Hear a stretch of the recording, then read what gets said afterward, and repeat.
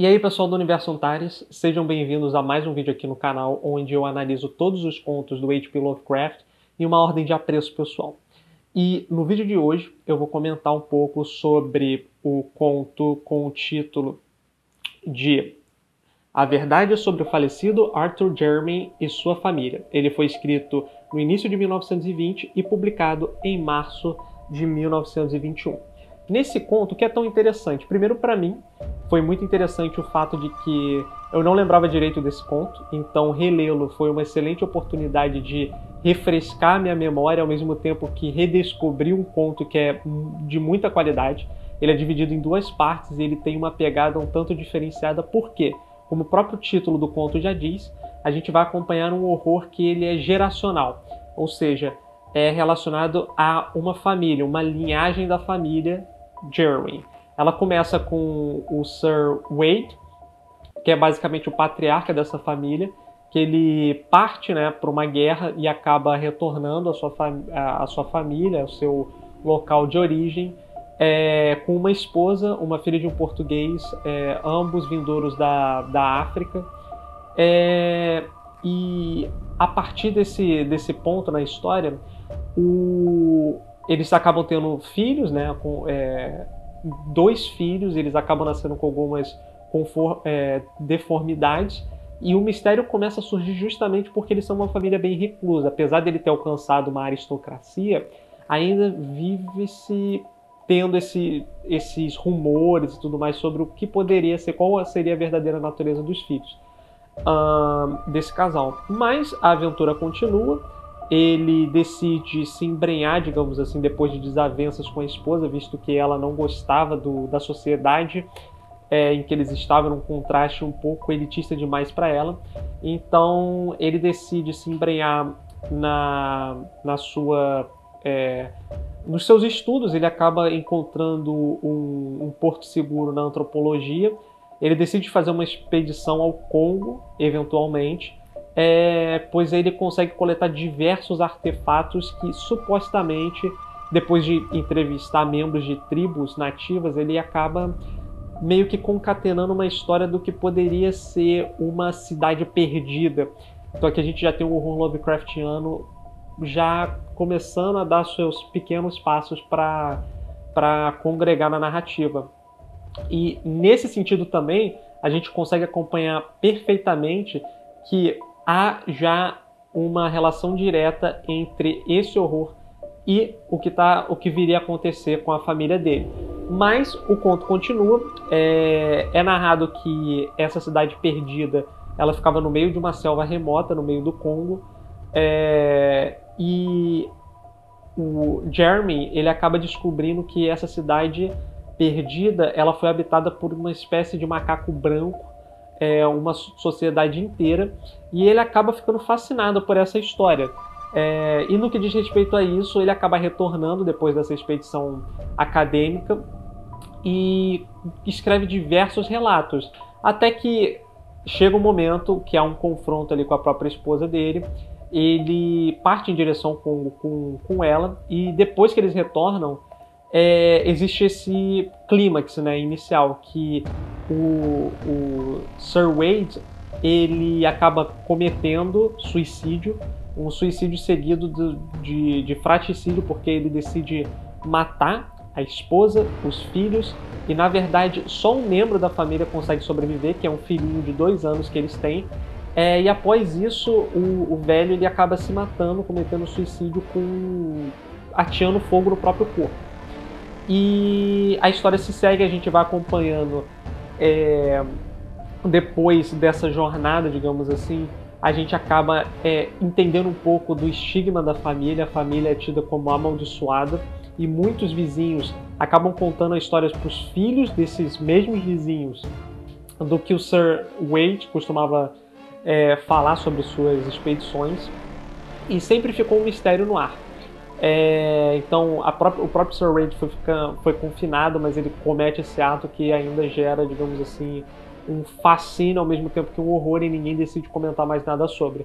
Mas o filho sobrevive, e aí a gente acompanha as linhagens, que tentam, digamos assim, as futuras gerações que tentam concatenar esse mesmo horror que ele tiveram, até que a gente chega no Sir Arthur Gerwin, que é basicamente o filho de uma cantora, com um dos últimos reminiscentes da família Gerwin, que acaba inclusive falecendo. E ele retorna à casa. Ele é tido como bruto, assim, mas os moradores eles têm muita boa fé nele, porque ele é um menino que foi educado à moda aristocrática, então ele acaba recebendo uma educação de qualidade, ele acaba dispondo de gostos pela poesia, ele é muito sensível nesse aspecto, mas ao mesmo tempo ele fica com aquela curiosidade de tipo, nossa, eu quero saber muito o que aconteceu com a minha família, né? Ou essa parte mais acadêmica da coleção de artefatos, de escritos que o avô dele tinha, que o tataravô dele tinha, na verdade. E a partir disso a gente começa a acompanhar o personagem nessa empreitada de concatenar de novo todos esses horrores, esses mistérios, esses documentos que vão montando o relato da Cidade Perdida, até que, novamente, é uma empreitada para realizar uma expedição, e ele realiza uma expedição no mesmo lugar em que o tataravô dele há muito fizeram, e ele acaba tendo a confirmação dessa, através de nativos e tudo mais, sobre essas lendas de fato conseguiam dar coesão muito bem ao que de outro modo pareceria uma fábula, e ele acaba encontrando as ruínas dessa cidade. Só que infelizmente ele tiveram que gastar um pouco de dinheiro e ele já não tinha mais condições de arcar com os custos de uma expedição a fundo naquela cidade. Porém, ele encontra um belga, o Vera Haren, se eu não me engano, que ajuda ele nesse sentido, através de uma carta, porque ele queria achar, digamos assim, as múmias dos reminiscentes dessas criaturas, né? Do que pareceria ser meio que uma dinastia entre o que poderia ser um deus e uma princesa macaco, né? Que seriam dessa raça, desse tipo de criatura. Até que a história vai se desenrolando, finalmente ele recebe a carta, né, de volta, dizendo que o objeto que ele encontrava, a múmia que ele queria, né, que ele procurava, foi finalmente achado. Então ele acaba recebendo, alguns meses após, se eu não me engano, um mês após, ele já recebe o pacote com a respectiva múmia. E o horror se dá início, né, o clímax da história vem porque justamente ao analisar essa múmia, o personagem entra em estado de loucura, porque quando ele abre a múmia, ele, né, digamos assim, como eu posso dizer, meio que o caixão que embalava essa múmia, e ele encontra os resquícios da princesa macaco, né?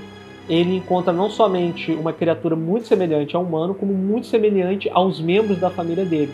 E ela empunha um medalhão, ela tinha um medalhão, tipo, aqui mais ou menos na altura do peito, que era basicamente o símbolo da família Jeremy. E tendo em vista isso, ele acaba também enlouquecendo, ele fica atônito, sai correndo da residência, e os próprios moradores, os servos dele, né, os mordomos e tudo mais, os criados, eles acabam se impressionando e ficando também horrorizados quando eles conseguem enxergar o próprio dono da casa surrupiando assim algumas como eu posso dizer, sorrateiramente, né? Ele busca sair da residência para ir numa espécie de clareira, assim, onde ninguém consegue enxergá-lo, mas eles já conseguiram enxergá-lo e percebem que ele está encharcado de óleo, e ele ateia fogo a si mesmo. E o conto termina com essa, digamos assim, com esse clímax de que o horror que depois, né, dos personagens que provavelmente estão escrevendo a história, o horror que se seguiu a isso foi justamente as pessoas encararem essa semelhança e decidirem enterrar, digamos assim, esse mistério para sempre. E também narra a história, né, a trágica história do fascínio desses Germans, que acabou por levá-los à ruína, né? Visto que a maior parte deles, se não terminou de modo trágico, simplesmente faleceu tentando descobrir esse mistério, né? Por enlouquecimento, por insanidade, enfim. E, cara, esse é um conto muito bem feito, muito bem escrito, porque desde o início eu vou narrar aqui só a primeira frase para vocês terem uma ideia de como ele é poderoso. E eu convido vocês também a ler esse conto, visto que ele é um pouquinho mais longo se comparado aos outros, mas ainda assim ele é muito acessível. Então o conto começa assim, ó: a vida é uma coisa hedionda, e dos bastidores do que conhecemos dela espreitam pistas demoníacas de verdades que às vezes a tornam ainda mais horrenda. Então o conto ele sempre centra nessa ideia de que a gente não deve saber tudo, a gente às vezes fica nessa ânsia, né, que é inerente à espécie humana de querer descobrir tudo, mas o Lovecraft brinca muito com isso, né? Às vezes, quando você quer descobrir tudo, você vai descobrir algo que você não queria saber, né, da existência, e isso pode causar medos assim e episódios que vão além da nossa compreensão e acaba por abalar os nossos nervos, as nossas filosofias, nossas crenças, e é justamente isso que acontece nesse conto. É muito interessante de ver ele sendo trabalhado dessa maneira, de ser um conto geracional, que ele vai partindo um pouco do conto, tem uma dose de horror aqui, com o patriarca, depois com os filhos dele, quer dizer, com o filho que acabou tendo outros filhos, né?